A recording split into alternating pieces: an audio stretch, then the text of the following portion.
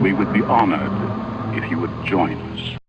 Hey everybody, I'm JD from JD Comics, and very proud to do a lovely support a contest entry video. I haven't done one in a while because I won a few, and I figure I got to take a break from all that. So what my friend here, Comic Spectre, who the link to his channel and the link to his contest will be below, is on the road to 500 contest. That's a heck of a number for you to reach, and congratulations when you reach it. Probably at the end of this, probably by the end of the week or today, for that matter. And this is Friday, Good Friday, 2019. So his contest is it's just a great one. What was the first comic book you ever got? And I guess the one that got you into collecting. So I have two different ones. The first comic book I ever got, and I actually have that book, and I slabbed it regardless, and I paid money for a slab, even though I know it was never going to be a good grade, is Star Wars 1. My sister gave this to me for Christmas in 1977. She was about 11 or 12. I was 4. I got this because we saw the movie and I wanted something from Star Wars, and there were no figures out. I actually was one of those kids with those cardboard things they gave out for the figures. I did get them whenever they came out, but I don't remember when that was. Because every Christmas after that, including this now, my mom still sends me a Star Wars present every year, and a Slinky, by the way. It's kind of a inside family joke about Slinkies. But anyway, so this is it, Star Wars 1, 1977. I have another copy. I have 2 other copies of this book. And I'm just going to tell a quick story. Star Wars was my favorite movie as a 4-year-old. It's my favorite movie as a 45-year-old as well. So may the force be with you on that one. Now, as far as my first comic book I ever bought with my own money, a lot of people have heard this story before. But real simple. My 10th birthday, there was a tree lighting ceremony in New York, and my aunt and uncle were in town, and my cousins were in town. So we wanted to go to, it was my 10th birthday, so they're like, all right, let's go watch the Christmas tree lighting. Again, I'm a New York City kid, so there was like the Brooklyn tree, the Queens tree, the Rockefeller Center tree. And we went to the tree lighting ceremony. Everybody has to get their place in first so they can get a good view of this big, huge tree that's bigger than anything else to count down, and then lights go on, then everybody leaves, drinks hot chocolate, and has a good time.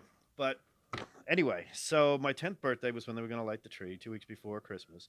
And my cousin grabbed me and said, so my aunt said, hey, happy birthday. In the card was a $5 bill. Of course, my mom would usually have taken it right there, but she was off doing something else. My dad might have said whatever, and they were off talking and playing, and I'm with adults anyway. I'm 10, just turned 10.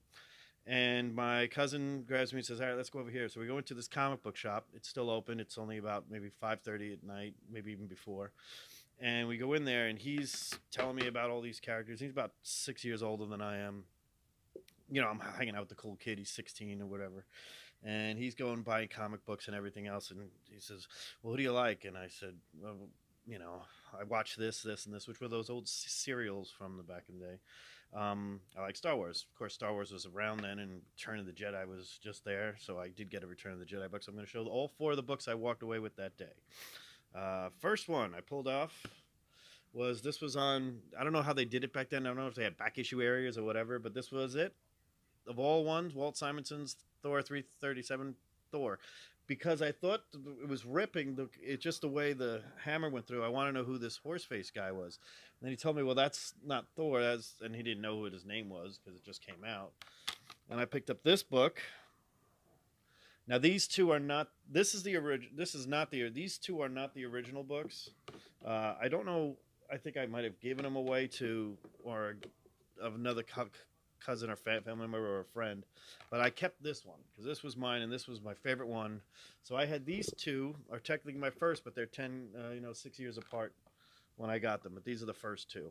Also, that day I picked up a book that I actually had my mom send me because it was literally I'm 45 years old and I still have stuff in my mom's house 1,500 miles away. I said, go up there and send me the box of magazines, which you would think any adult that would ask their mom to send them magazines, you might get in trouble. It wasn't those kind of magazines. It was a bunch of these, King Kongs and this. But this was it. This was the Return of the Jedi I got. And this is the comic adaptation of Return of the Jedi. I think it was probably the same time it came out. Probably this was a little bit older. But this was $2.50 plus 60 cents, 60 cents, 60 cents. And my cousin probably took the change. So if you're out there, Brennan, you owe me, so it looks to me like you owe me about 70 cents. So with interest and everything else, that's at least worth, give me back that Fantastic Four 109 if you have it. Anyway, that's my support video for Comic Spectres 500 contest. Show your first books. Comic Spectre is a great guy. He's one of my favorite people. He's a co-host of the Comic War Unlimited. Show some love for him. Show some love his way.